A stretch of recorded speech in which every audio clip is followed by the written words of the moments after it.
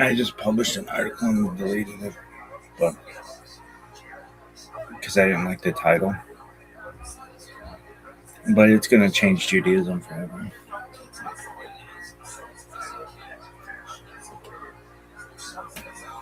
It is my magnum opus in my own way. I don't know if I've ever written some. Oh, I have written stuff this long, easily. I wrote 35-page. I wrote a 35-page paper in a week on the Kennedys. Oh, really quickly. Okay, so with a bunch of boys. Well, hold on. Do all the things, then tell your fucking story.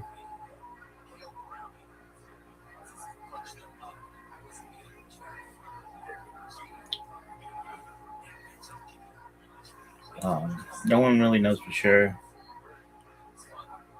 Eluve Elu, Divrei Elohim, Chaim, but this is the majority of 5.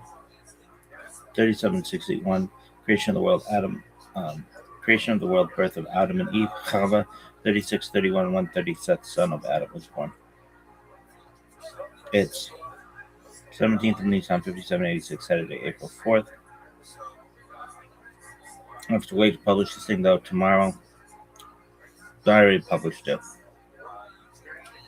I didn't like the title. Just could have been a little smoother.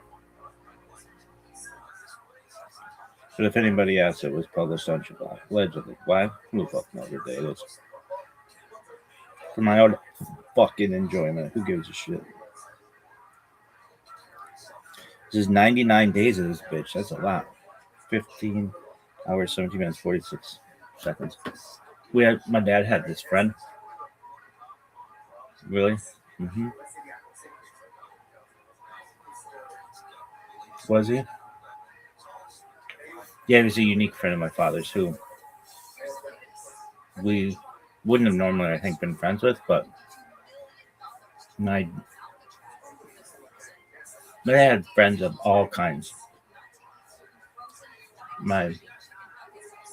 Motorcycles are very dangerous, or can be, especially in the past. And so most of my parents weren't at all motorcycle people, at all the opposite of motorcycle people. They knew somebody on a motorcycle. This guy was as Harley as could be.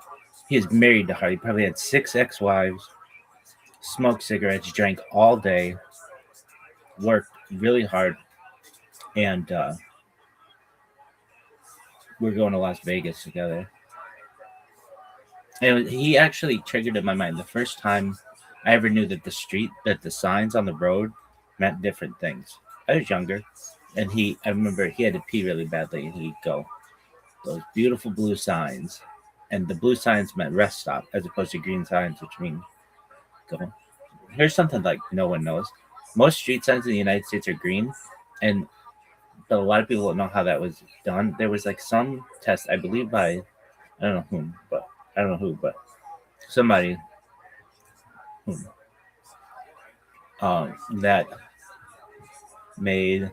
had some kind of test from like 100 yards away what signs could be read the best, and green was just like in the 1950s chosen, something like that. Anyway, have you seen others? Yeah, a lot of blues. There's this weird neighborhood in Hawaii that has blue stop signs or something. It's weird. Anyway, so this guy, this Harley guy, my dad's not. I know 2 people he knew who had motorcycles. One of them was an executive at some big company. I don't know. I don't remember which one, but a big company. And back then, this is like the 70s and 80s, 70s, not even 80s. But back then, if you had a motorcycle, you were seen as a tough cookie. Like, not a motorcycle. Fuck gold wings and that shit. I'm talking a Harley fucking Davidson.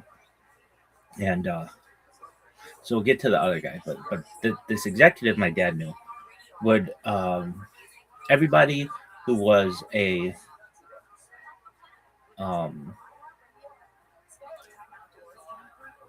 everyone who was an executive,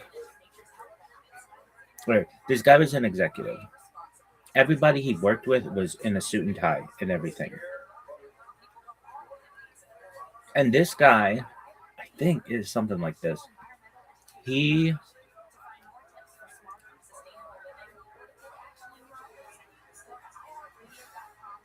he would come in like Harley wear as an executive, and people would be like, I mean, this guy was like a big dog in this company, and it was just not done then. Like maybe today it might be. I don't know. I love the phrase avant-garde, whatever. But back then, this wasn't a hipster. This was like a straight up like this this dog was different. Anyway, he was going to a um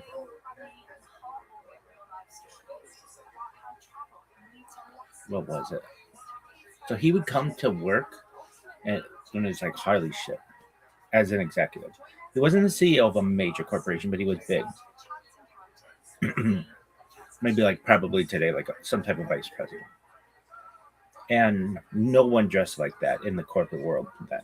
They're not really even done now. But then, definitely not. And this guy, look at that nail, allegedly. This guy, there's a story. It was something like this that, like, again, if you wore like chaps and blue jeans and leather vest and all that shit, um, you were seen as a tough cookie.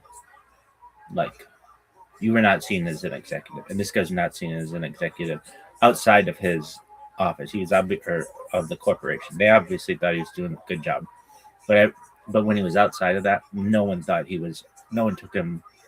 Everybody who saw him was like, "This guy's involved in a gang or drugs or something." And his organization had a big event.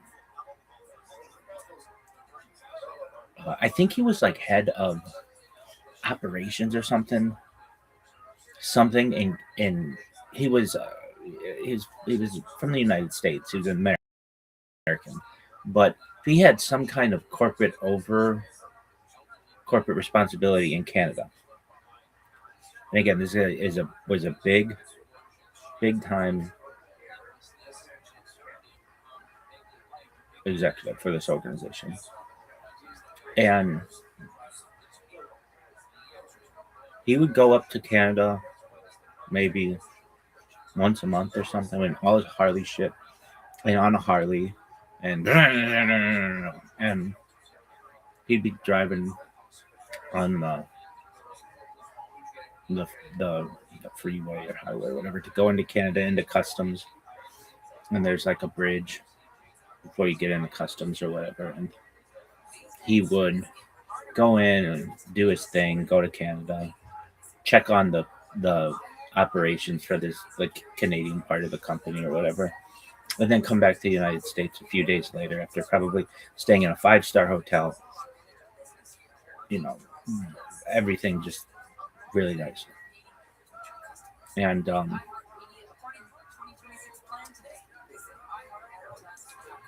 as he'd come back to the United States, do his thing. And every month he'd go up to Canada pretty regularly. And one day, for whatever reason, maybe it was winter in Canada or something. I don't know. This guy was not from Southern California. He was, I don't know where he was from,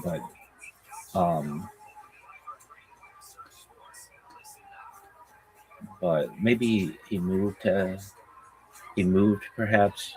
I don't exactly know how the relationship took place, but he was unable to take his Harley to Canada one month. And so he was on this bridge to go to customs. And as he's going to Canada, like he does every month, he took his car, or I think I want to, I want to say he rented a car for some reason. I don't know. I don't really recall the story that well. But he's sitting in traffic, and he sees it's traffic for miles before the border crossing.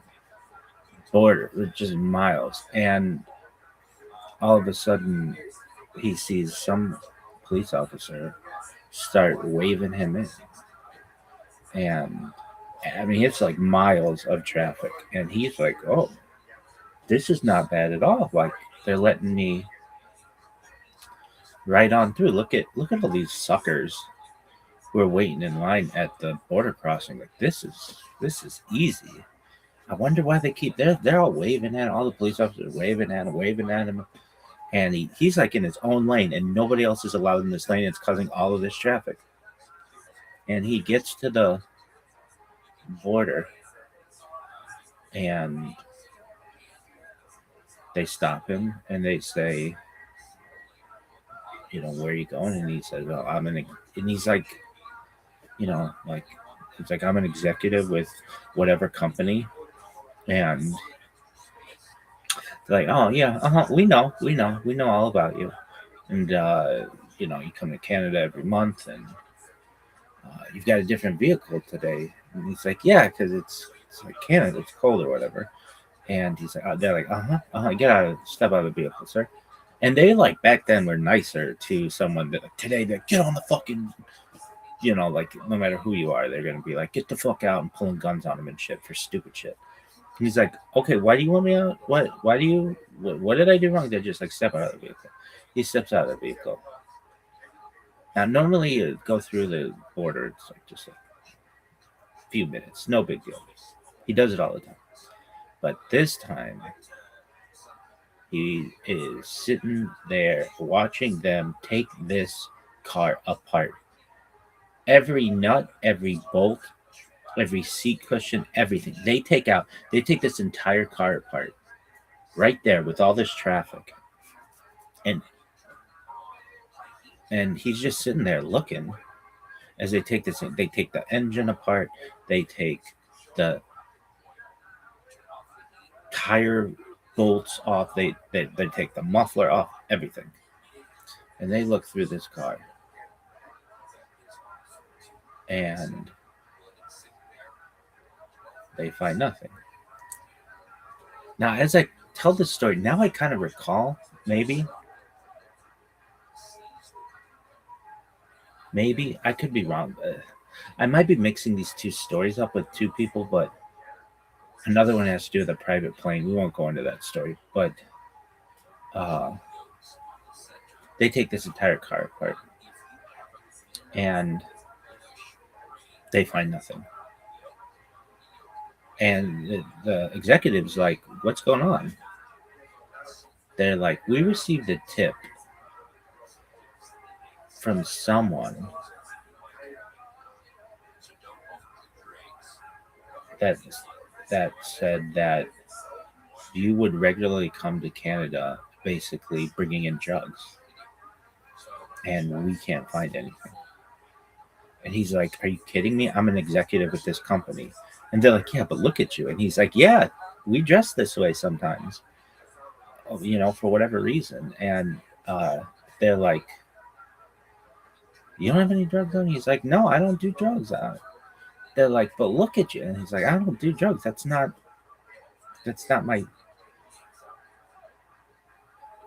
what I do. I'm a straight laced person. I just dress like this.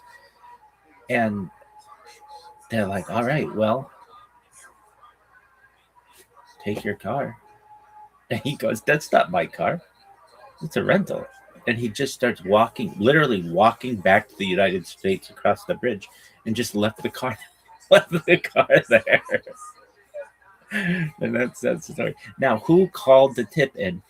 I want to say it was like, it's like a scorned lover or something, or an angry ex-wife or something, but I don't know if that's for sure. Something like that, though. But basically, he just walked back across the bridge and left the fucking car there in all its parts. Like, it's not my car. We always thought that was funny. Okay. No, like literally, like no Harley people. Well, here's the thing. Definitely, if we were gonna know anybody, it would be like some weird, no, but like different, interesting individual. Okay, so the next guy, uh, so at the end of that story, yeah. So the guy just walked back across the bridge, back to the United States, just left the car there, which is hilarious. Not my car. All right, the next story is my. We were on our way to Las Vegas, and depending on the way you go, there it can be a drive, and there are these blue signs, and I remember this guy we knew. His name is I don't know what his real name was. No idea. No one knew what his name was. Everybody called him 99. His mother called him 99. His friends called him 99. His coworkers called him 99. He made a good living, and at this organization, everybody called him 99. No one knew his name other than 99. Now, this is a guy who was a Vietnam veteran. I remember he was just different than anyone I had ever seen before.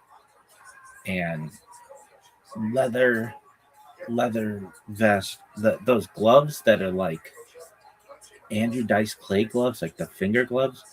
Um, just a rough guy, but made made for the time very good money. So it's not like but he was, everybody called him 99. And my dad didn't know him at first, but eventually would start asking people at this organization. They didn't work in the same organization, but just in uh, got to know, like, who's this guy who's like always got the leather on everything. Like, oh, that's 99. Why did they call him 99? And there's this phrase, and I'm gonna slaughter it, but it was everybody would, when anybody would ever ask him that, or ask why are he called 99,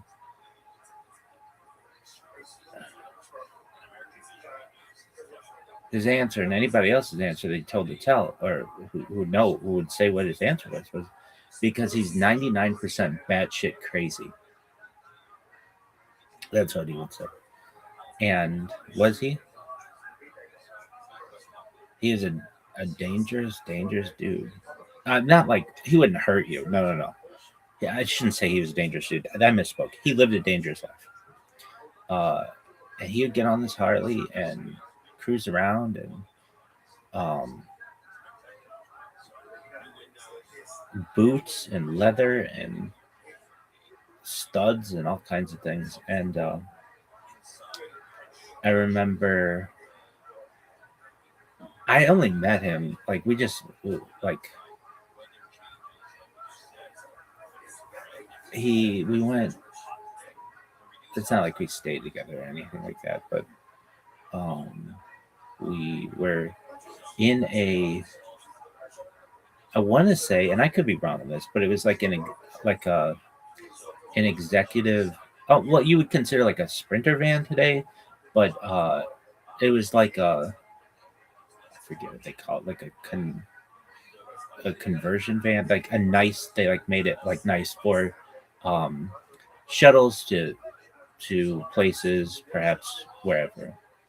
It wasn't a limo, but I've been in limos, but it was like uh, as I recall, it wasn't like a normal like I don't. It was just a different. I don't know. I was younger, so I remember him saying those beautiful blue signs. And he had like hip flasks and this was back in the day when you could like that was like you wouldn't be seen as having a problem. It'd be like, oh, what would they call you? They would call you. That was just like life for a lot of people. Anyway, just one day I overhear my parents and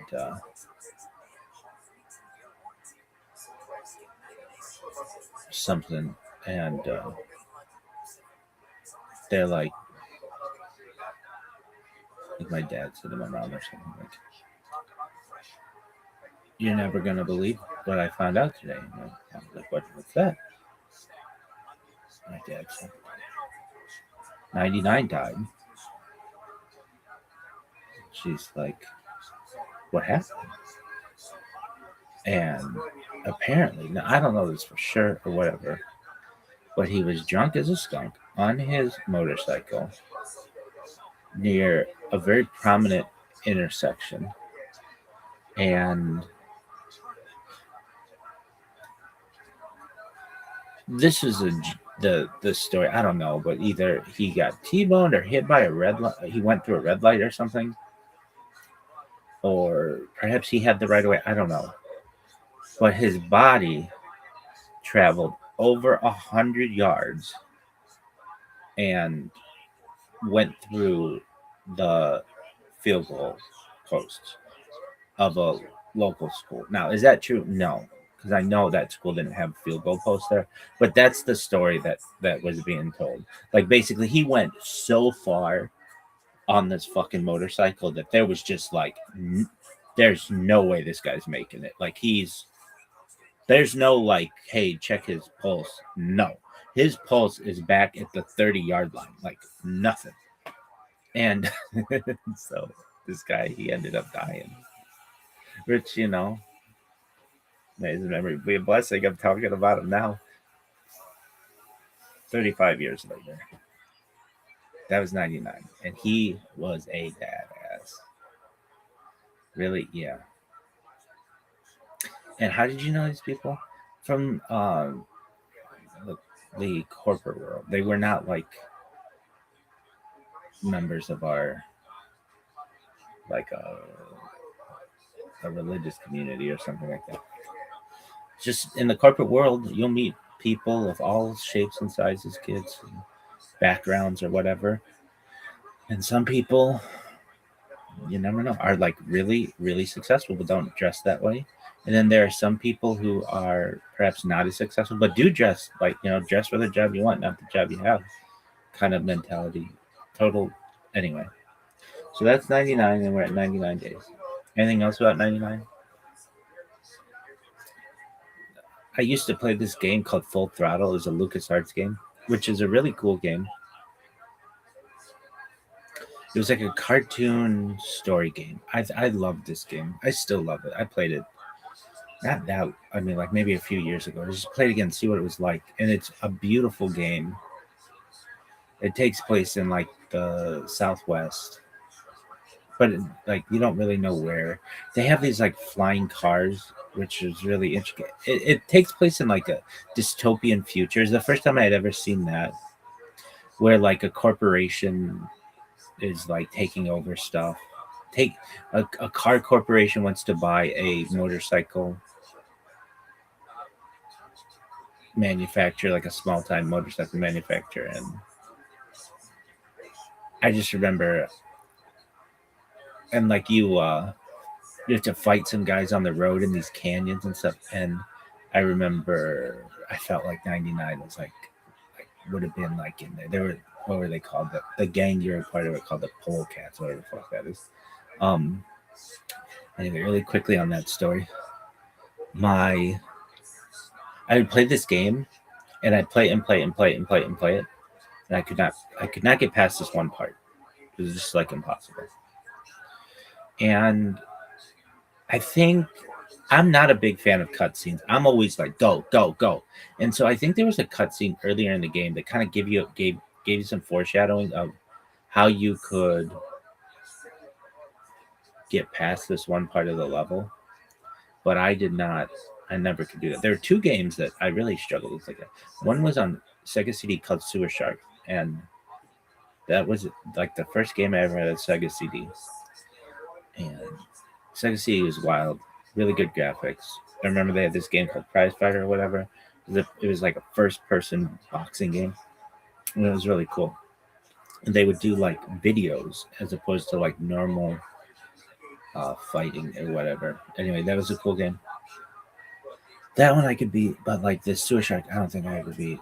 It was just really weird. It was a weird game. It was like underground tunnels and stuff. Anyway, with this other game, Full Throttle, I'm playing this game, and I couldn't get past this one part. I didn't know how to do it. And so one day, my mom and I were at Barnes and Noble, and I begged and begged and begged for the strategy guides. Strategy guides used to be really big. I used to read strategy guides just like for different games and like come up with like put things in spreadsheets and like all kinds of data. What'll happen if these two guys fight in a video game? Who's gonna win? Who's got the most hit points and all that other stuff? And speed and it's like whatever. But I mean that was like really important. What if there's an army of these guys? All that.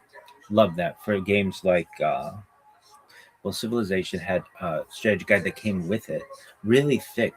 That was Civilization 2, I should say, which is like, to this day, it might be my favorite effing game. I love Civilization. But Age of Empires is the big one. Age of Kings, Age of Empires, whatever that, like, those were so big. The two something. Anyway, those were big. No, Age of Empires, The Conquerors. Love all that shit. And then they came out with an Age of Empires 3, which is okay. There were some shitty parts of it, though. The thing is, in those games, I could never get enough troops. There was always, like, I think a limit of 200 population or whatever. Anyway, I always wanted more people. But for processing, just computers couldn't handle it. Anyway,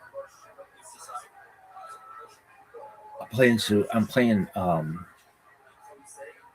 where I'm at Barnes and Noble, and I see like Full Throttle, this book, and I'm like, oh, I have to have this. I have to have this. And I beg and beg and beg and beg. And this was very exceptional, but we were able to get it for whatever reason. Maybe I'd been good. Maybe we had whatever. Like, but we got it. And I went and I read it and I read it and I read this thing that like basically it was a timing thing. It wasn't like a skill thing or whatever. It was about like fighting a guy on. So you'd be going through this canyon, and you have like two guys next to each other, or like there'd be a guy on a motorcycle, and you come up next to him, and you like kick him off his motorcycle and steal his shit, and then you get his like there's like a chain and a tire iron and some other shit, and then there's this one like alien. It's not alien, but it was something like gang, and they would always whoop your ass. There's like no way to beat them. Okay, so this was a game where you had to like use different things in the game to do something. So you get this slime and you throw it at the guy, and if you threw it at the guy at the right time, or no, you threw it at the guy, he would fall over, or whatever. You got his glasses, and then you could see into the secret cave, and then the secret cave had some shit in it, and I needed the strategy guide for that. Anyway, after that, I just whatever. There was this guy in this game. He made my friends and I laugh so hard. I forget what it was. He would like spit out, or he had teeth that fell out or something. That you had to use like a little RC car at like this what do we call it? Like a monster truck rally or something. It wasn't monster truck rally, but it was like a demolition derby. That's what it is. Anyway, there's just a really interesting game. And then once I beat that game, they had like trailers to the next game. There's another LucasArts game that I think I played the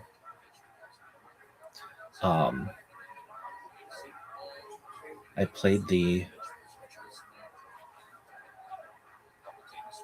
they call it a demo.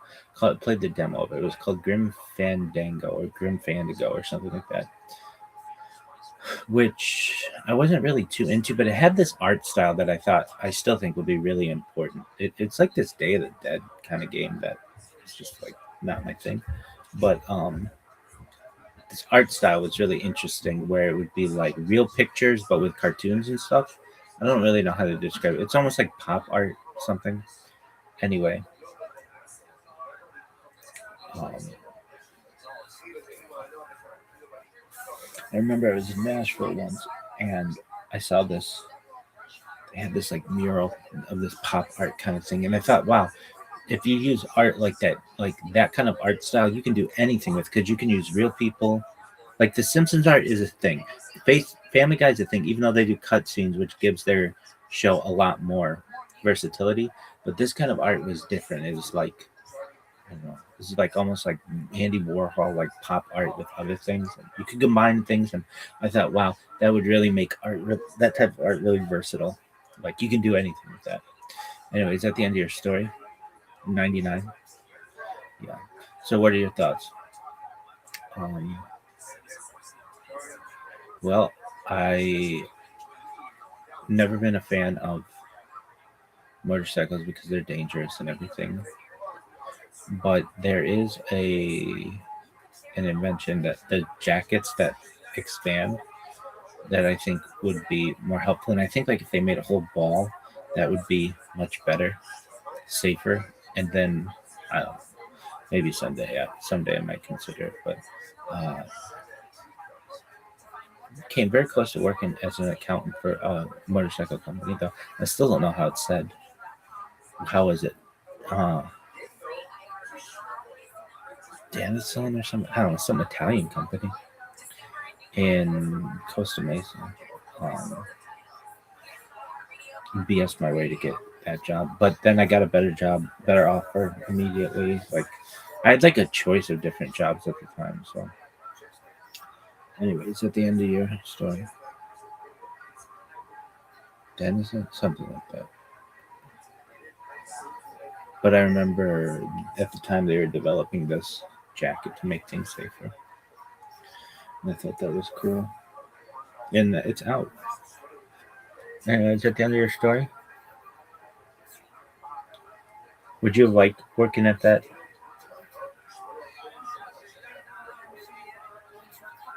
motorcycle organization? Well, they had a pretty hot reception. It's Italian one, I can tell you that. No, I wouldn't have liked it. Why? Because I didn't know what I was doing. I was just being like BS in my way. But to quote my previous boss, who had an accounting degree from the University of California, she is the chief financial officer. You're the best accountant I've ever met. All right, are you done? Is that enough? You want me to know? Yeah. Anything else you want to review before we get into the shit? Oh, so you published this article. Is it going to be big? Yeah. And what's the argument that's going to win out? The cool and that fish thing. Really? It's a really difficult argument. Have you ever worked this hard on an argument? Well, I don't think so. It's like the sword and the stone of Judaism for Shabbat. But no, I've never known anybody to make the argument. It makes sense to me. It absolutely makes sense to me. I think there are other arguments in it as well that are valid, but perhaps halakhically they're a little weaker. But to me, the 1 out of 7 is pretty simple. But anyway, is that the end of your story?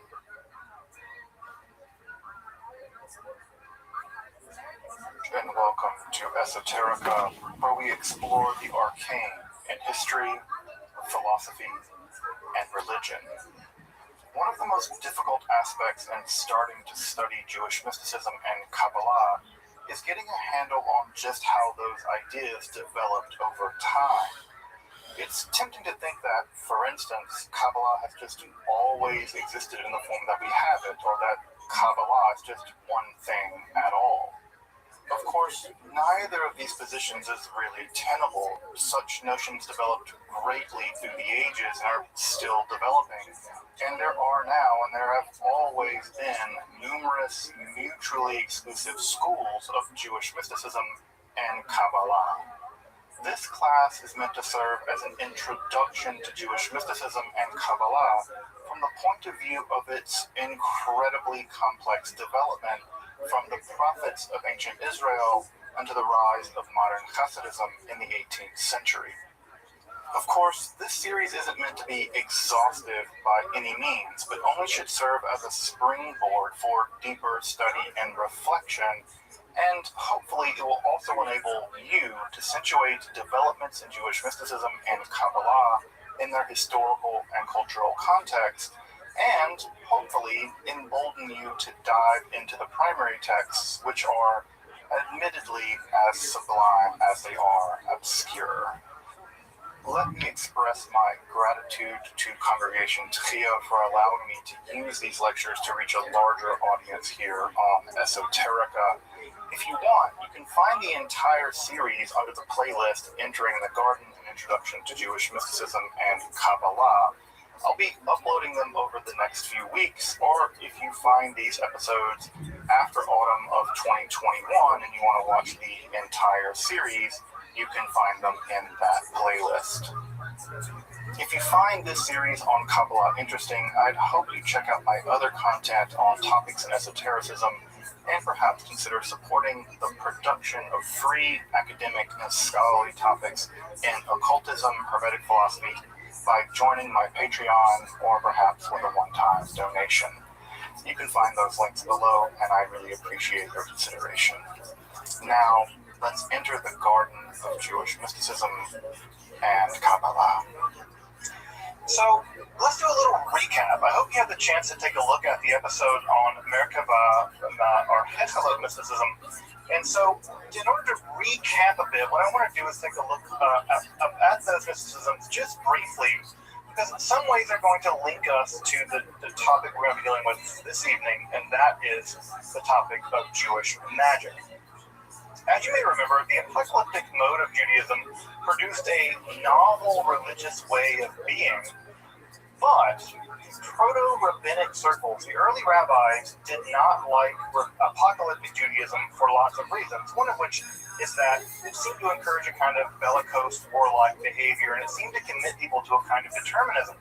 And determinism, as you might imagine, doesn't really inspire people to be better. It just says, accept your fate and go on with it. It's all part of the divine plan. Well, the early rabbis really didn't like that idea. They really thought, no, we can choose to live differently than we're living. We can choose a different world.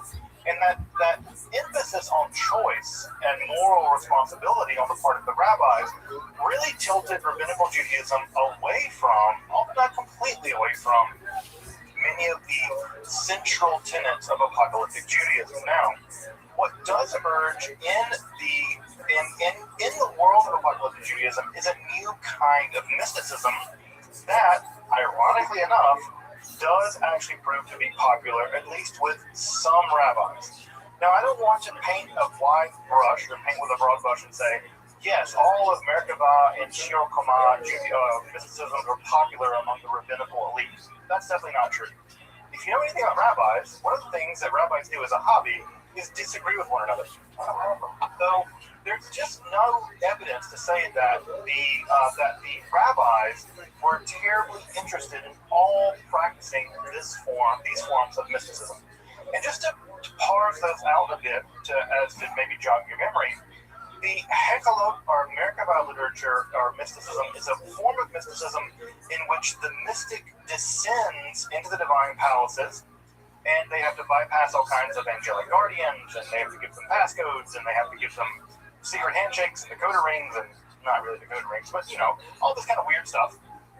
And by doing that, they eventually descend through the various palaces of God and ultimately arrive with what we would now call a beatific vision, which is to say they are allowed to gaze upon the throne of God. In some of this literature, they're allowed to sit upon the throne of God, which I always imagine, like, remember when you were a little kid and you would sit in the big kid chair? And you would sit in, like, the big people chair, and you would be, like, real small sitting in a giant recliner? I kind of always imagine that's what it's like to sit in the throne of God. It's, like, a really worn-out, like, gritty recliner that's super comfortable that your, like, granddad sat in for 50 years. That's what I imagine to be the throne of God. So you can sit in the throne of God, and sometimes you can be transformed into an angel. Why you want to do that, I don't know, but you could, right? And Enoch, of course, is a quintessential version of someone who, according to one of the books of Enoch, is transformed into an angel. Alternatively, you could do the nerd option, and the nerd option is math. And the nerd option includes gazing upon the divine body and measuring it, right? You measure it in this parasang Persian unit of 3.5 miles, and you're allowed to learn the secret names of all the different parts of God's body, left eyebrow and right eyebrow and left ear and right ear and all these things, and you're allowed to measure the parts of the divine body. And these numbers may have been something like a meditative technique, although we really don't know. It's a very bizarre form of literature, a very strange form of mysticism. Although I will say, as I pointed out last time, that Maimonides actually might be arguing against the Merkabah or Koma literature in the Guide Complex. That might be the target, at least, of some of his analysis in the Guide Complex. Which, by the way, just to drive that point home, if that's the case, and I think Menachem Kellner makes a really great case that it is, that means the greatest work in all of the history of Jewish philosophy is a response to a form of Jewish mysticism, right? It's downstream of it's a reaction to Jewish mysticism. And I think that can't be underestimated and underplayed. I think that's incredibly important if it's true, and I happen to believe that it is true, at least to some degree. The other form of literature that we talked about, or mysticism, is what is called the Sar Torah mysticism, the Prince of the Torah. And this is a para-rabbinic. We think that these guys may have been in rabbinic circles, maybe on the outside of rabbinic circles, not quite the inner core, but maybe kind of the hipsters outside smoking cigarettes in the dive bar where the rabbis hung out. These guys wanted to summon a kind of angel called the Sar Torah, the Prince of the Torah. And this angel would teach them rabbinic lore, laws, and secrets very rapidly. I don't know, this is like the person that comes to you the day of the exam, who's a C student, and asks if they can see your notes, and they try to download all your notes the day before the exam, right? It's like, they're that guy. And so what do? They have to go before the rabbinical elites, and they have to figure all this stuff out. They're like, oh, might as well summon an angel. And one can hope that the angel helped them with their rabbi test or their calculus test or their German test or whatever test they had to take. I will say, however, that if I could just learn the liberal arts by summoning an angel, I would have done that. And so clearly I didn't. Just as a last thing to remind folks, dozens of these manuscripts survive. Dozens. Right? And history is a bad place. History is a dangerous place. It's a vicious place. Very little survived, right? When you write a book down on papyrus in Egypt, the odds of it surviving anywhere outside of Egypt are pretty low. And so we have dozens of examples of these texts surviving, being transmitted into Europe, surviving into the Middle Ages, in the world of the Hashdi Ashkenaz, for instance, the world of the German pietists, who we'll get to later. These manuscripts survived, which means at some level they were popular, they were copied, they were probably practiced. So we see them being used over and over again. We see elements of the Hekala literature appearing, for instance, in the Talmud. We also see elements of the Hekala literature appearing in the New Testament, which I don't have to remind you, is a Jewish text written by Jewish people, right? So the New Testament also contains some mentions of Hekala literature, which is just to say that all of this is a witness to the popularity of these forms of mysticism and what might be called quasi-magic. And I say quasi-magic because the Sar Torah literature is a kind of quasi-magic, right? It is a kind of quasi-magic. And when I say quasi-magic, you are in fact summoning a being, right? You're in fact summoning a being to magically teach you stuff rapidly, right? You can't learn things rapidly normally. You have to download them somehow, right? Almost like putting a jack in your head and like downloading the information. The Sar Torah somehow has the ability to do that for you. So this is a bit of a recap that gets us up to speed and links for us, at least at some level, the distinction between Merkabah mysticism, where you descend into the chariot, to the Sar Torah literature, in which you're bringing down an angel. And that bridges the gap for us at some level between mysticism and magic. And those two things are where we're going to move tonight. We're going to move in the direction of Jewish magic.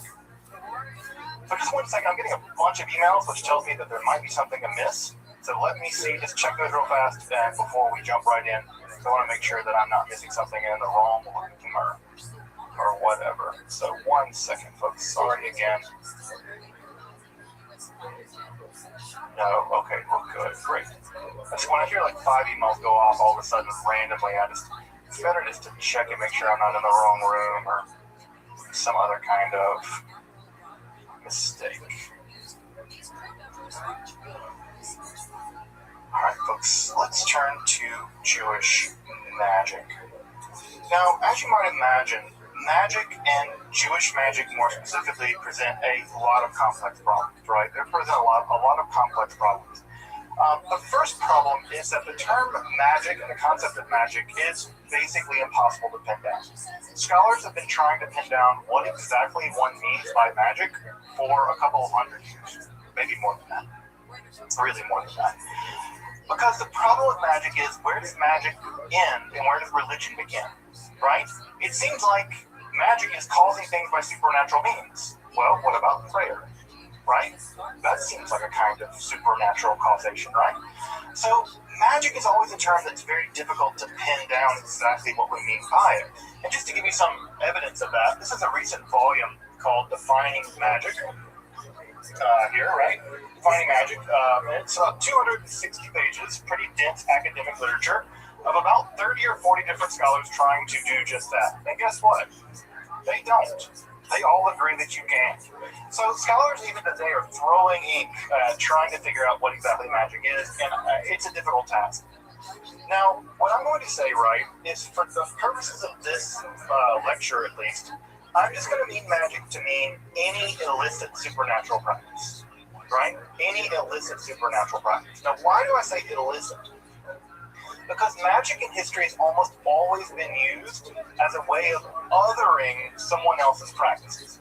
So, for instance, when the Greeks decided that they did religion, they othered the Persians. And they said, the Magi, they do weird Persian religion, right? We do theurgy. We do real religion. But those Persians, they do magic, right? They are magic users.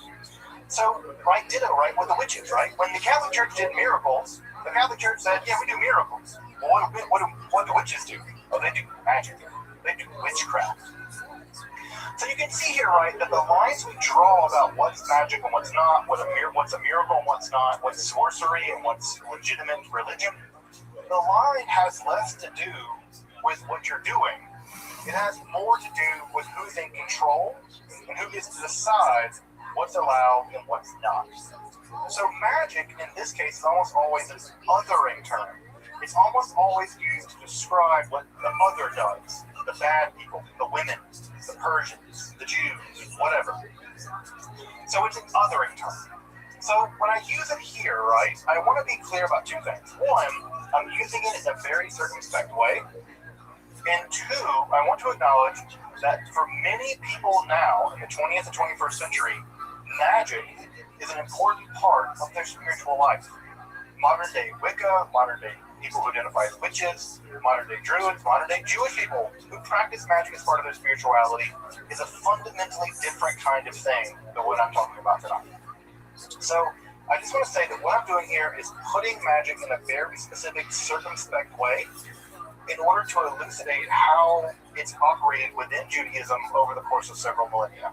I am not offering a end-all, be-all definition of magic, because you can't. You can't. It's much more problematic than that. Secondly, Jewish magic is a mess, because it seems like a contradiction in terms. Why? Well, if the authorities determine what's in and what's out, what's licit and what's illicit, well, the problem here is, what does the Torah say about these practices? Well, the Torah is really weird about this. Now, I know that you probably have in your mind the idea that the Torah condemns magic.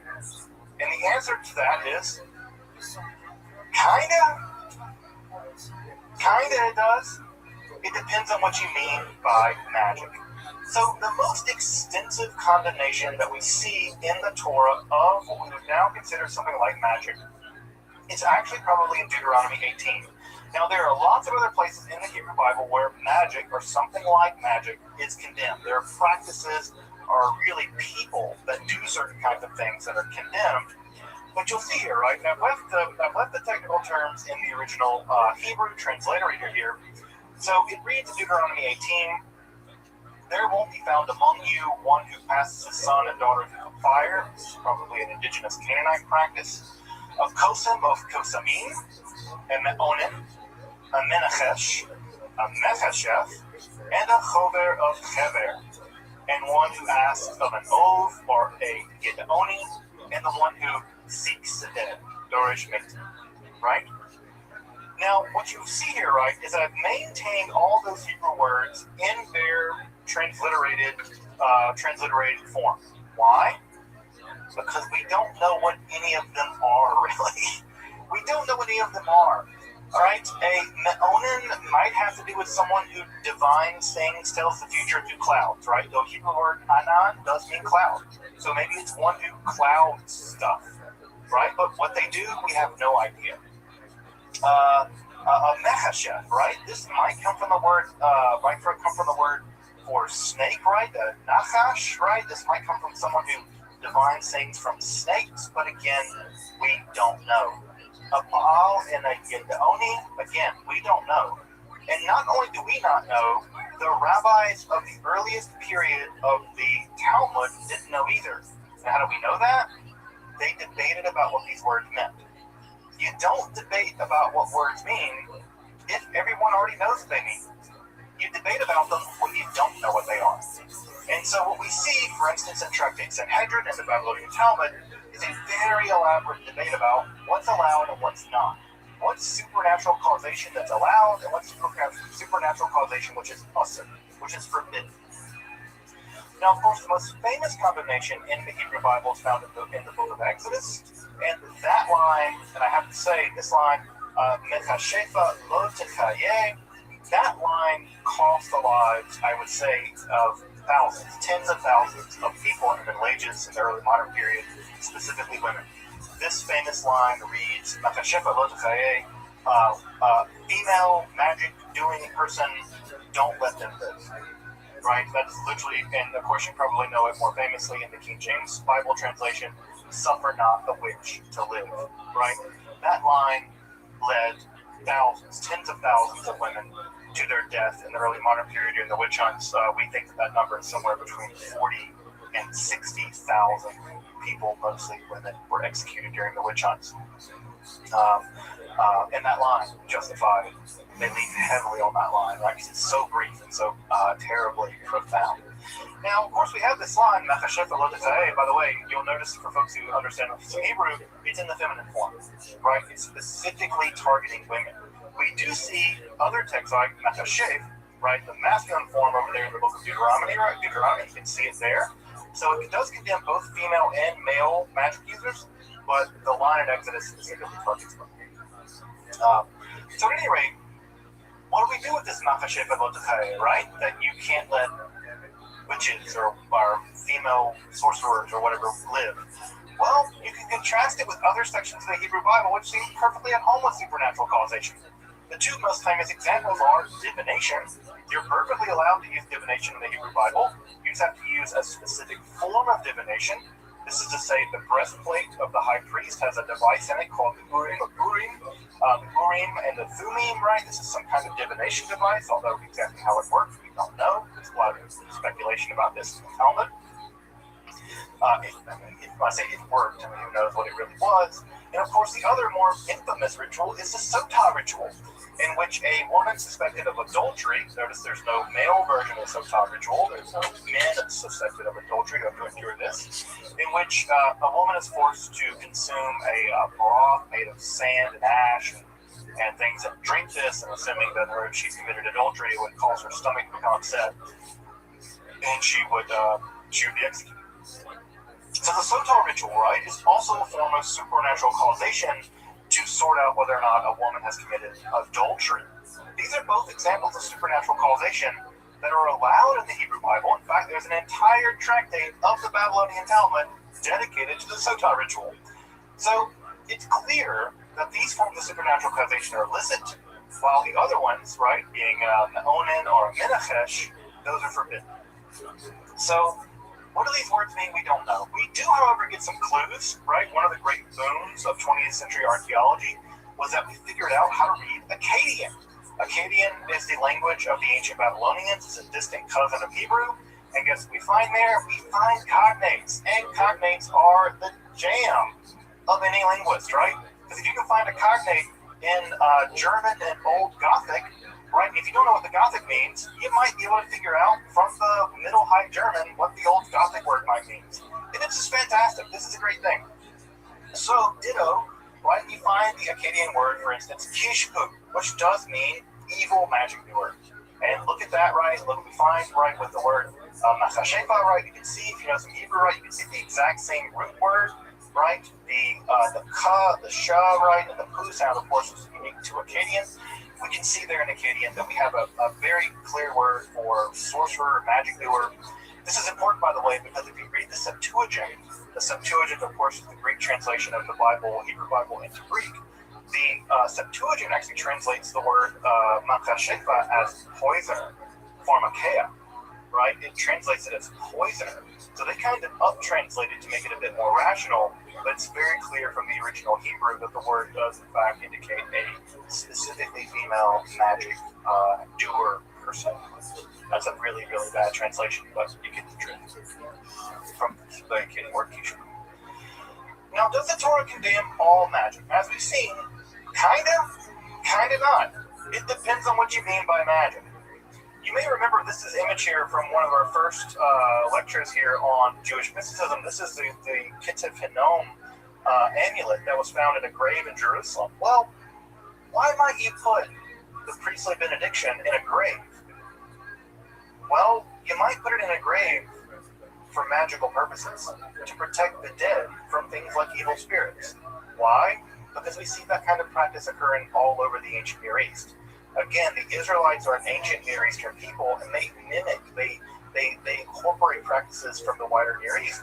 And so when you see an amulet written on silver with blessings on it, the natural leap is that this document is some kind of amulet to protect the dead, perhaps from evil spirits. Well, if that's true, and I think there's good reason to believe that it is, that makes the earliest section of the Hebrew Bible ever recovered an amulet, and therefore a magical object. Now, just let that settle in for a moment. That would mean that the earliest example of the Hebrew Bible that's ever been recovered is a magical device. I think that's profound when thinking about the history of magic. That means magic predates, at least in terms of material culture, everything else we know about the Hebrew Bible. And I find that to be profoundly interesting, right? Profoundly interesting. Now, does that mean that the people that put those amulets in those tombs were allowed to do that? Does that mean that they were operating within the normal limits of what was acceptable at the time? No. We have no idea. What we do have is the material history, and we have to deal with it as such, right? It's not for me to judge yay or nay. All I can say is, someone wrote a blessing that eventually became part of the Hebrew Bible on a silver amulet and put it in a tomb. And anywhere else we would see something like that, we would jump to the idea they were doing magic. Why not just let that evidence speak for itself at some level? So it's clear, right, that what the Hebrew Bible is worried about, what the Israelites are worried about when they condemn magic, is less practices.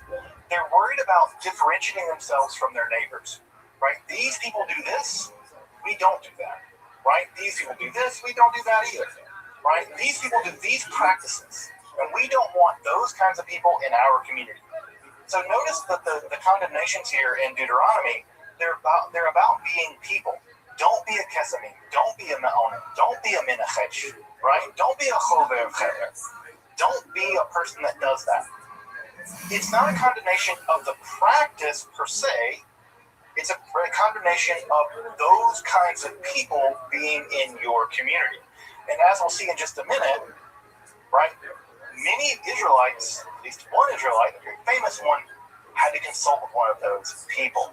So again, well, the condemnations we see here are not condemnations of practice typically. They're condemnations of people doing those practices. Why? Probably identity formation. We're not those people. We're not those kind of people. But also, it's theologically threatening. If you're moving in the direction of monotheism, right? If monotheism is in your wheelhouse, and you're moving in the idea that there's a singular God who does everything in the world, well, what does it mean if there's like Menachem down the road or Chava down the road, and they can like monkey around with reality and like bring people back to life, or curse crops, or make people fall in love with each other? It seems like they have access to supernatural powers over and against the supernatural powers of your God. And that's worrying. That's a theological worry. Because if your God is the only God and the only one really in control, who are these people? And what are they tapping into? How do they have access to these weird powers where they can make someone fall in love with someone else, or make someone get a sickness, or cure a disease, or bring someone back from the dead? That's all very anxiety producing. If monotheism, a strict kind of monotheism, is ultimately where you're going, where God and God alone has those kinds of powers. And of course, you'll see that same anxiety play itself out later in, for instance, Christianity. But Christianity has an easy answer for that. Their answer is they're working with the damn devil, right? And if they're working with the devil, that's how they do this stuff. The Israelites, at least the Israelites once they've adopted monotheism, don't have that answer, right? And so this is a much more complicated problem for them, at least at this point, prior to the apocalyptic. Then later on, fallen angels will teach people all kinds of bad stuff, as you can see early on in the book of Enoch. The clearest account of magical practice among the Israelites is to be found, of course, in the Hebrew Bible. Because where else would it be found? And that account, of course, is to be found in the story of the Ba'alat Ov. You'll notice here, right, that we have that prohibition on consulting an Ov or being an Ov back in Deuteronomy. But here we have a person with a title, Ba'alat Ov. We don't know her name, but we do know her title. She is a mistress of the Ov. Now, Ba'alat is relatively clear. It just means Baal means master, so it's one who has control of something. The word husband in Hebrew, Baal, right, is just the one that's in control. Whatever. Aside, the Ba'alat Ov here is a mistress. She is she, at least gender-wise, grammatically speaking, and she's a mistress of the Ov. Now, we don't know what the Ov is. It seems possible this word is related to Av, and maybe roughly related to the idea of ancestors, specifically dead ancestors, and therefore we might translate this word as something like the person who has access to the ancestors who are dead, right? Now, that's a really clunky translation. The typical translation we use for that now is something like necromancer, right? Necromancy is manipulation of the dead for various kinds of powers, more specifically predicting the future. That's exactly what we have here with the Ba'alat Ov.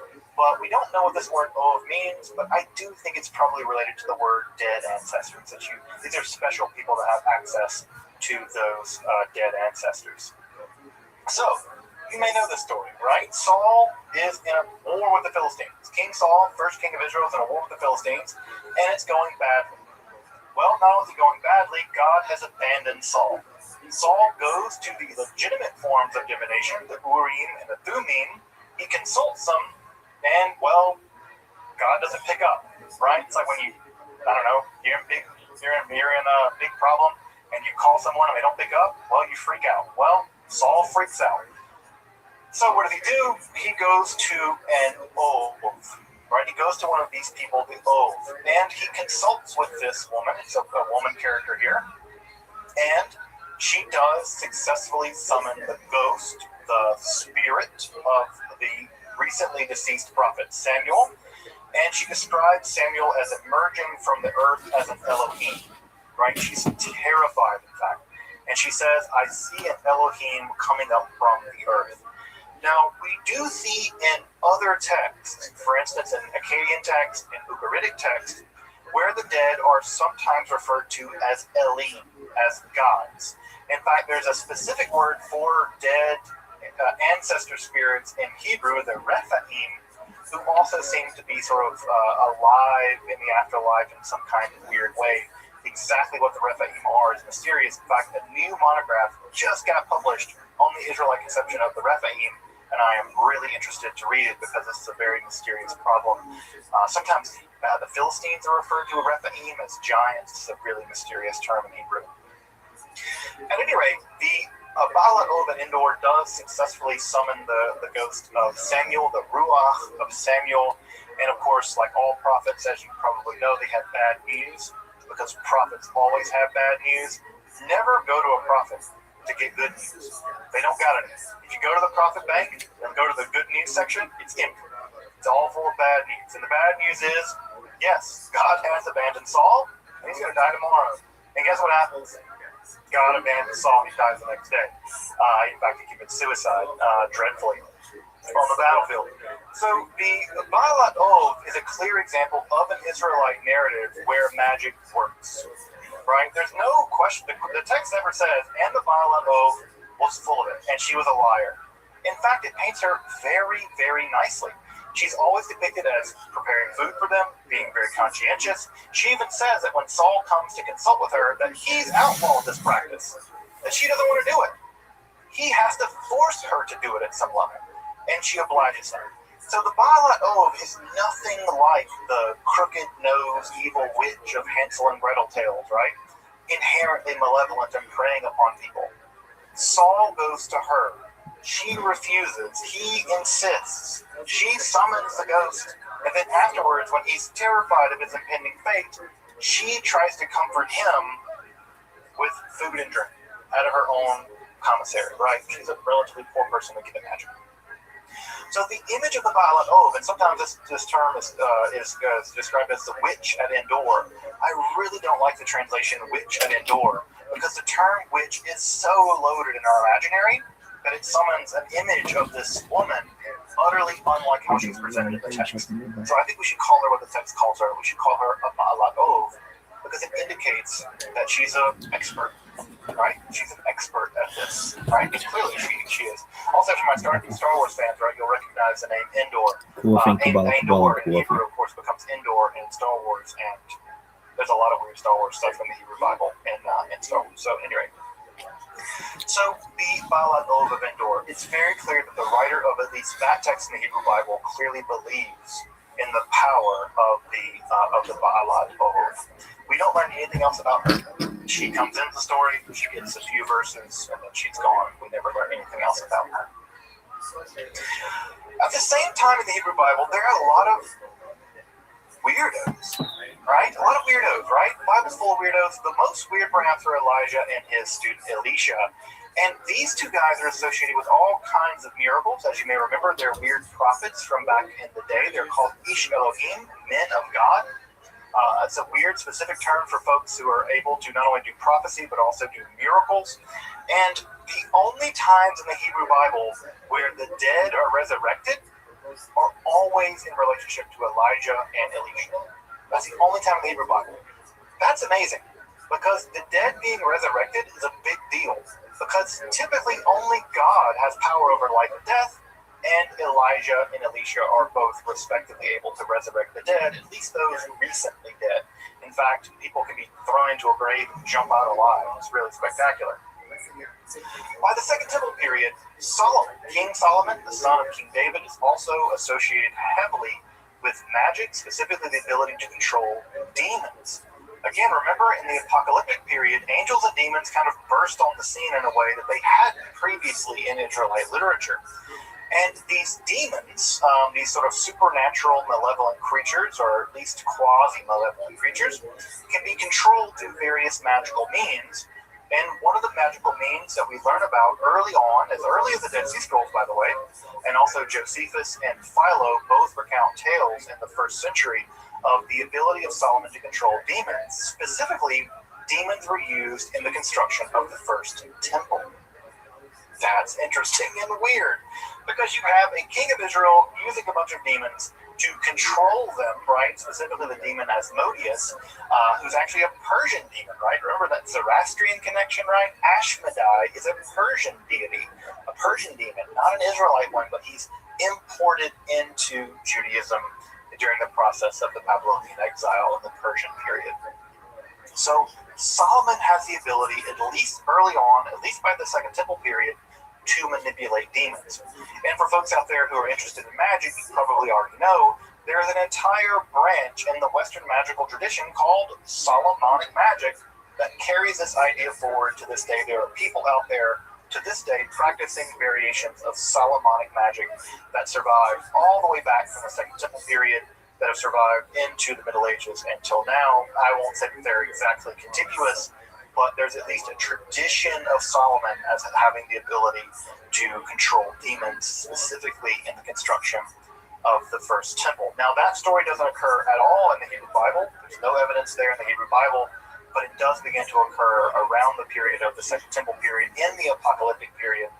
And we see it again as early as things like the Dead Sea Scrolls, where there is an exorcistic psalm attributed to Solomon who can do some demon wrangling. Would you go to a demon rodeo? I would go to a demon rodeo. All right. The other place, right, where we also see is in the Galilee. The Galilee in the first temple, in the Second Temple period, was kind of jumping, hopping with weird dudes who could do miracles. You may know Choni the Circle Maker, right? He was famous. I think this is my partner, Alana Albert, Rabbi Alana Albert's favorite rabbi of all time is Choni the Circle Maker, who we had the great privilege of davening at his kever, his tomb in the Galilee. Choni, as you may know, is famous for forcing God to make it rain, but not make it rain a lot, right? Choni said, I'm going to stand in this circle, and I'm going to stand here until God makes it rain. Eventually, God made it rain, but God punished Choni, made it a torrent. And Choni said, that's too hard, God. Turn it down a notch. And God turned it down a notch and made it rain normally, and Choni left his circle. This almost led to the excommunication of Choni, because the idea here was that Choni was using powers to manipulate God. That's the thing. How cool is that? Of course, the other guy that we know from this time period, the famous exorcist and the Messiah, you may know of him. His name is Josh, Yeshua of Nazareth, better known as Jesus, although I think calling him Josh would be fine with him. Yeah, his name just is the Jewish, the Aramaic word for Joshua.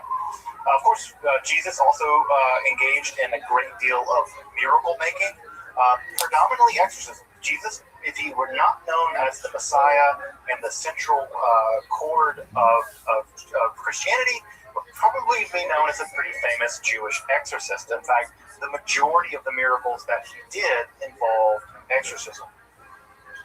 Another famous rabbi from this time period, of course, is Hanina ben Dosa.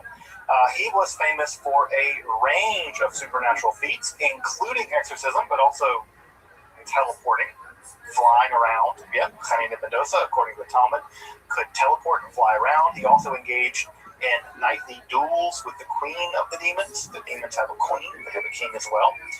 Lilith is the queen, and Ashmedai is the king, depending on what text you look at. But Hanina ben Dosa was famous for all kinds of supernatural feats, including engaging with Roman emperors along supernatural lines, as well as great stories in the Talmud about him. Of course, we should also mention Shimon bar Yochai, who would be famous as the writer, allegedly, of the Sefer Zohar, the central text of Kabbalah. We'll get to that in a few weeks. But of course, Shimon bar Yochai is also attributed to have committed a great deal of miracles. My famous, of course, is that after hiding from the Romans in a cave for many years, he emerged from the cave and was so disgusted with the impiety of the people around him that lasers, fire shot forth from his eyes and killed a bunch of people. And he realized that his powers were too strong and he had to restrain them. And so he retreated it back into the cave to wait it out. So we have something like Jewish Superman. All of the guys I think invented Superman were Jewish, so I don't know. Maybe the laser eye thing they learned later. I have no idea. I'd like to believe that Superman's laser eyes.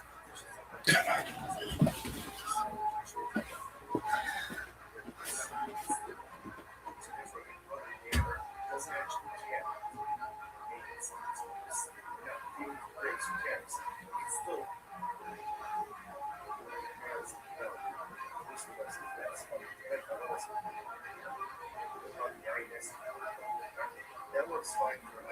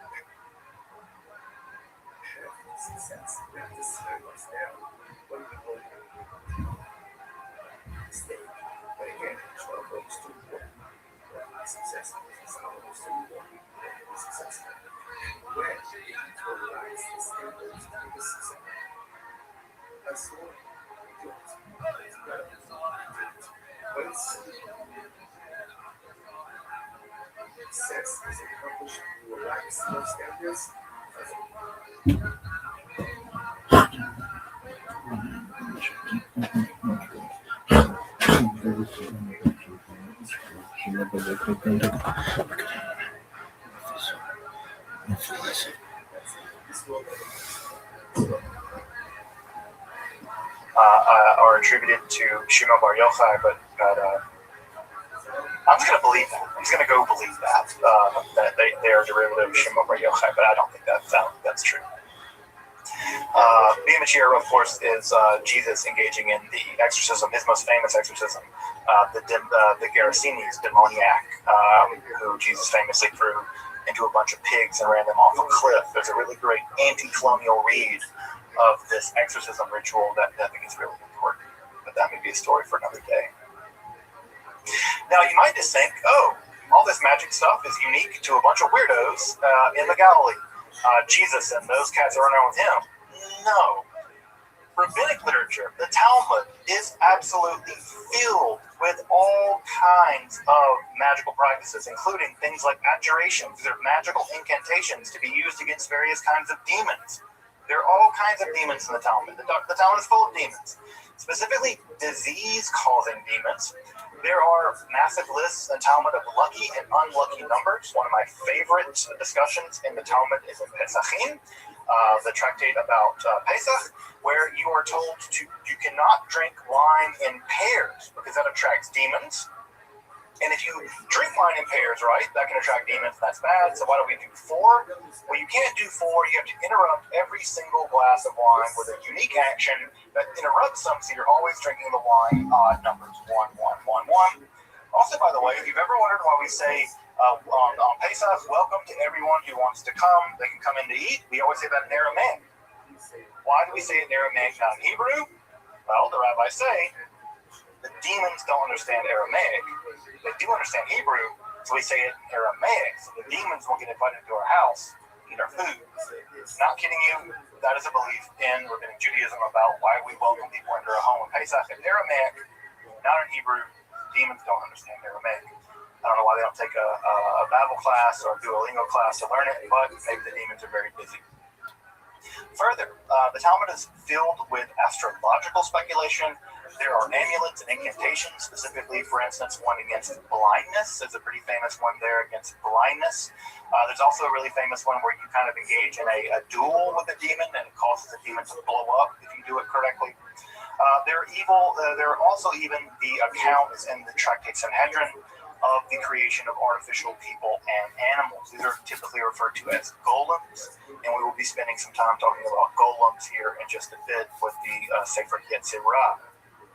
Now, all of that stuff I just mentioned is considered completely allowable in the Talmud.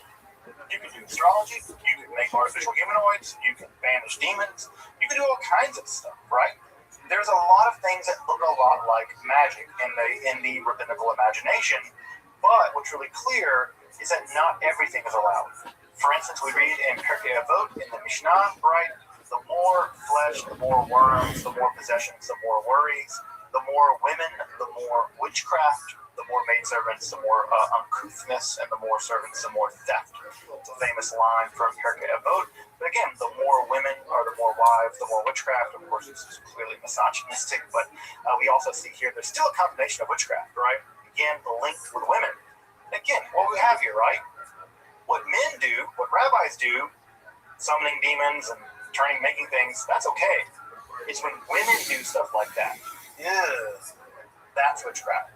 You see it? The other end, right? When men do it, yeah, we can get by. When women do it, it's witchcraft. And this again, here's an example of what seems to me patently a form of magic, right? This is from Tractate Gittin in the Babylonian Talmud. Gittin has to do with divorce. The rabbis taught, on coming from a bathroom, a man should not have sex until he's waited long enough to walk half a mile. Why? Because the bathroom demon is with him for that time. And if he does have sex, his children will be epileptic. So we have a theory of epilepsy, not a very good theory of epilepsy, but what's the reason? If you go into the bathroom, there's a bathroom demon. By the way, the bathroom demon features prominently in the Talmud. So the bathroom demon, once you go to the bathroom, they attach themselves to you, and they follow you for at least a half a mile. But I guess after half a mile, they go back to the bathroom. And so if you have sex with the bathroom demon attached to you, then your children may become epileptic. Is that magic? Well, it'll do until magic gets here. Looks like magic to me, right? Superstition, magic, religion, the boundary between all these things is incredibly vague, right? The boundary between all these things is vague. Now, if you're curious about if I'm just listing a couple weird things, I'm listing the least weird things, folks. There are far stranger things in the Babylonian Talmud about demons and magic that I have not mentioned here. And I've done an entire class for the Federation, in fact, 8-week class just on Jewish magic. So you're getting basically the Spark Notes version tonight. But I can guarantee you, if I can fill an 8-week class with Jewish magic, I guarantee you there is a ton in there.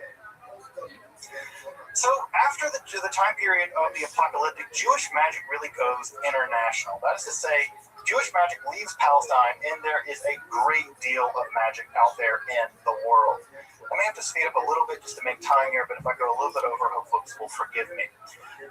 In the early common period, Jews were associated with magic, and Jewish magic was heavily syncretistic, which is to say that Egyptian, Roman, Jewish, pagan elements were all muddled together to form a kind of international magical practice, international magical language. And an enormous amount of magical documents and magical devices are attested in the ancient world. These are gathered together in what is typically called the Greek magical papyri, of which there are numerous examples of Jewish magic being practiced in the ancient world, both by Jews but also non-Jews using Hebrew or using Jewish names for God for their own magical purposes. Why?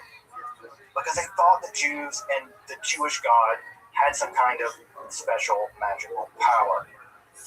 This is just a small gathering of some of the magical devices that are definitely associated with Jews that have survived from the ancient and late classical world. So you can see here we have love spells, right? If you would cast this into a fire to form a love spell. You see a Defixiones, right? Defixiones is a curse tablet here written upon in metal that would be used to curse people. You see amulets here that invoke angels, right, to protect you from various kinds of spirits.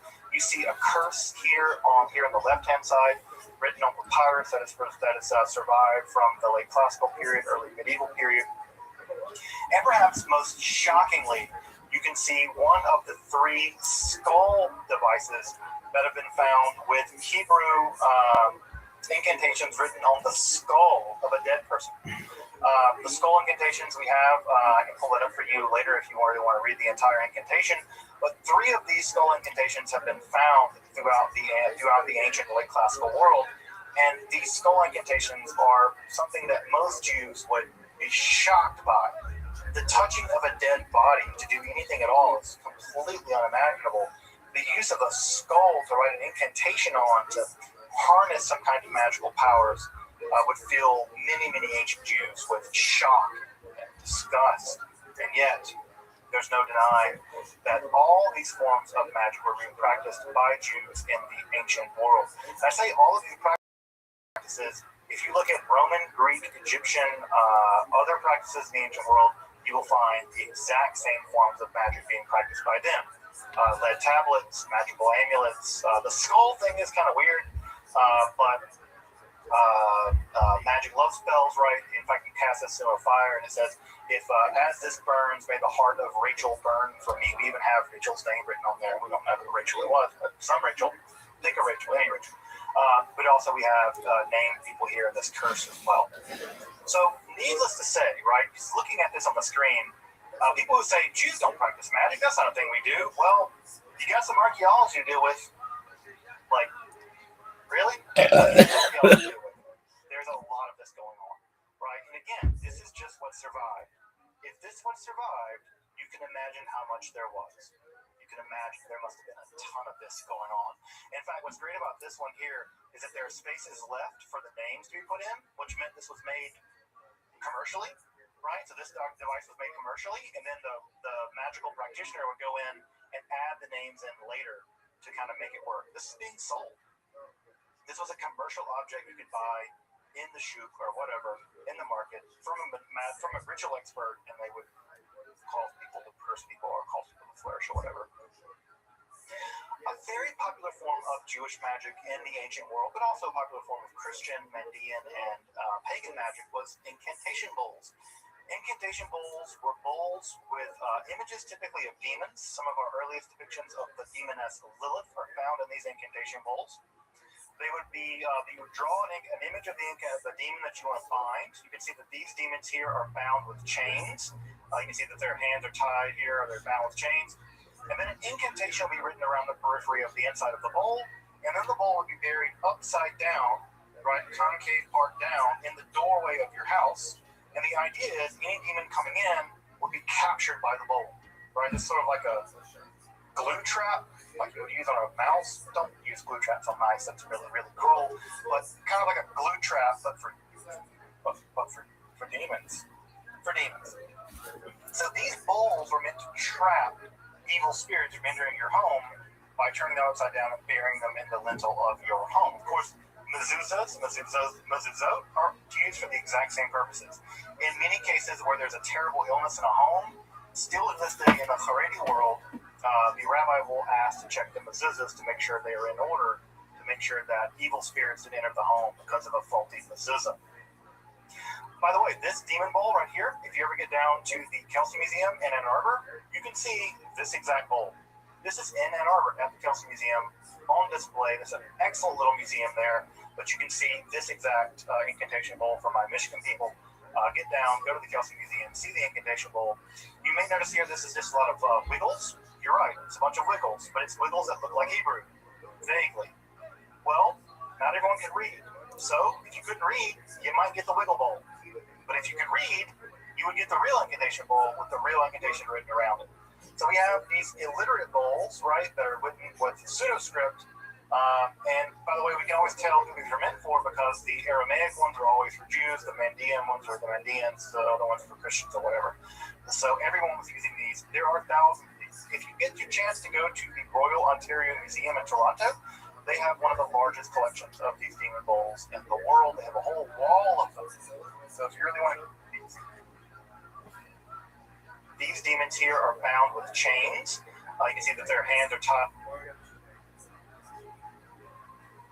here, or they're bound with chains. And then an incantation will be written around the periphery of the inside of the bowl, and then the bowl would be buried upside down, right, concave part down, in the doorway of your house. And the idea is any demon coming in would be captured by the bowl, right? It's sort of like a glue trap, like you would use on a mouse. Don't use glue traps on mice, that's really, really cruel. But kind of like a glue trap, but for demons. For demons.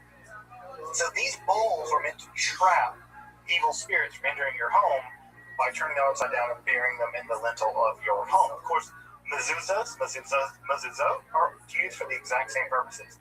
In many cases where there's a terrible illness in a home, still to this day in the Haredi world, the rabbi will ask to check the mezuzahs to make sure they are in order, to make sure that evil spirits didn't enter the home because of a faulty mezuzah. By the way, this demon bowl right here, if you ever get down to the Kelsey Museum in Ann Arbor, you can see this exact bowl. This is in Ann Arbor at the Kelsey Museum on display. There's an excellent little museum there, but you can see this exact incantation bowl for my Michigan people. Get down, go to the Kelsey Museum, see the incantation bowl. You may notice here this is just a lot of wiggles. You're right, it's a bunch of wiggles, but it's wiggles that look like Hebrew, vaguely. Well, not everyone can read.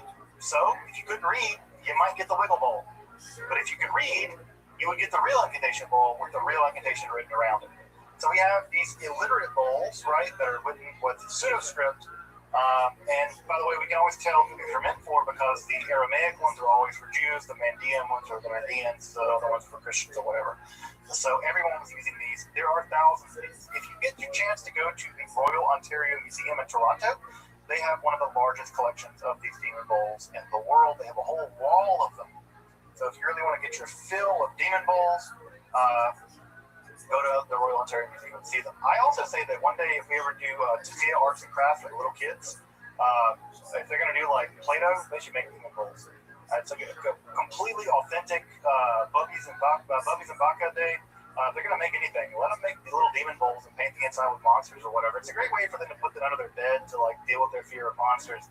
I feel like this is an authentically Jewish way of dealing with fears about monsters and demons by allowing kiddos to make these bowls and maybe have a bit of catharsis in trapping the demons in the bowls. So anyone who says again that Jews don't do magic, well, I got 10,000 demon incantation bowls that you got to deal with.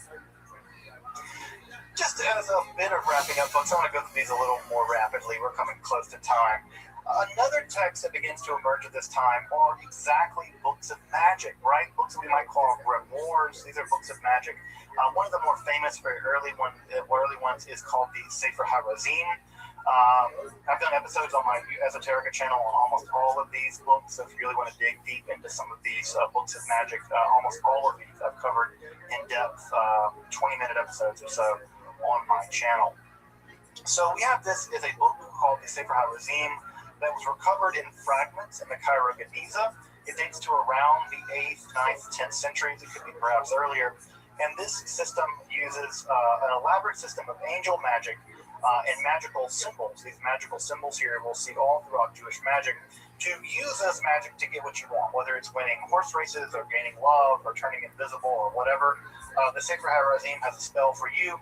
It uses these various magical, it manipulates angels by using various kinds of magical symbols to get them to do what you want. Remember, the Sar Torah literature does something similar. It allows you to rapidly learn rabbinic lore. Here we're having it used to do a lot more wider things, including things like turning invisible and healing people of sicknesses, and also cursing people with sicknesses, because who doesn't get salty sometimes?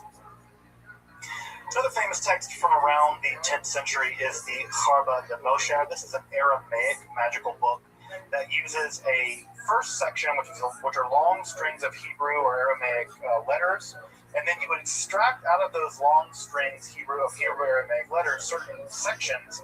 I've highlighted a section here that you would use for doing various things, and you would use those sections along with a magical spell. And those magical spells would empower those code words, and those code words would do all kinds of various things, like turning invisible and making people will fall in love with you, cursing people and turning invisible, the same kinds of things that most magical spell books actually do. They're pretty repetitive once you get into them. So this one's interesting because the Sword of Moses is that long list of seemingly random Hebrew letters, which are then extracted out and then used for magical purposes that I mentioned earlier. So the sword is actually what is going on used. Some of these magical words also show up later in Christian magical texts, which means that Christians were so interested in Jewish magic that they had the Jews translate some of it for them so that they could use the magical power as well, and then convict the Jews of witchcraft and kill them. But hey, history, dangerous place. Some other famous texts, right, are the Sefer HaYashar and the Sefer HaMalbush. The Sefer HaYashar is a text of astrological Jewish magic that tells you how specifically to do magic on certain kinds of days so that you can focus your magical power using astrology. Again, anyone who says that ancient Jews don't do astrology, well, again, got some text for you to deal with. Of course they did. Everyone did astrology. So we have a magical text that uses magic, angel magic and astrology to manipulate various forces in the cosmos to accomplish various ends. And of course we have the Sefer HaMalbush, which allows one to make a special kind of cloak or garment inscribed upon with various magical names of God that allow you to do all kinds of things. For instance, summon an invisible army, which doesn't want a 7-nation army, or whatever, right? Your Jack White quote, miles may vary, right? But you can use the Sefer, the Malbush, the garment, to do all kinds of magical things, and you write upon this garment with various kinds of magical names of God, and you fast and sort of things as well in order to enact the magical power. I picked this image up, by the way, FYI, because this is an image of a Jew from the Middle Ages, and notice he's also forced to wear a yellow device, but notice it's a yellow circle as opposed to a yellow star. So this, I just find this image interesting because he's forced to wear a identifying marker, but it's not the star of later periods, it's the circle. This is also in Germany, a sort of horrifying harbinger of things to come. Perhaps the most famous book of Jewish magic in history is the Sefer Raziel HaMalach, the book of the angel Raziel. Raziel, of course, is a name that means the secrets of God.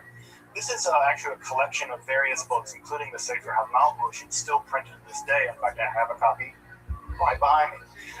This book is actually printed in very, very tiny little editions, so you can carry it around in your house or put it in your car. And even the book itself is said to have magical powers even to this day. You're looking at an image here of some magical angelic script from the Sefer Raziel. These devices are meant to allow you either kamayot or amulets, which guarantee you various things like success or defense from magical evil powers. So again, here we have magical devices, and these magical symbols, by the way, date back all the way, some of them all the way to the Greek magical papyri of the first centuries of the Common Era. So this is a 2,000-year-long process of practice of Jewish magic. This famous edition was printed in 1701 in Amsterdam, but like I said, it continues to be printed all the way to this day. In fact, I have an entire copy printed on one piece of microfilm, because the idea is as long as you have a copy of the book, even if it's just on microfilm, then the book still has magical power. Then I have an entire copy on microfilm downstairs with the Sfarim. So this book, the Sefer Raziel HaMalach, is said to have power, even just having it.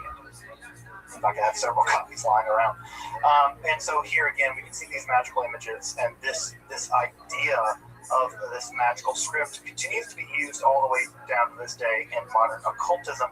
It occurred most famously, of course, in the 1530s edition of Cornelius Agrippa's 3 books of occult philosophy, and it continues to be reprinted in modern books of witchcraft. Modern witches continue to use these magical images all the way down to this day. Jewish magic is alive and well. If you go into Haredi bookstores, you will find books on Kamayot and Sekudot, books on amulets, books on magical psalms to recite for various magical powers. You can find all kinds of books in the most extremely orthodox communities you want to go. I go into Brooklyn and Borough Park. I go into the very, very extreme Orthodox Jewish bookstores because I can blend in. And I go in their bookstores and I look through the shelves and I find books of magic. There are books of magic about how to make amulets, books of astrology, Sefer Mazalot. In the Haredi world, magic, Jewish magic, is alive and well today. New books are being written on Jewish magic, and those books are being practiced all the way down till now. It also survives in the liberal Jewish world. For instance, in the Kohenet movement. The Kohenet movement, as you may know, is a revivalist, sort of quasi-pagan Jewish revivalist movement that wants to resurrect the idea of a Jewish priestesshood, and magical practices in that world are also incredibly popular. And so in that world, in the most sort of radical left-wing Jewish world, magic is also being practiced. So we have the most radical left-wing world of Jewish practice, magical practice happening over there at the Isabella Freeman Center, right, all the way to B'nai B'rach, where they are publishing books of magic, Jewish magic in the Haredi world.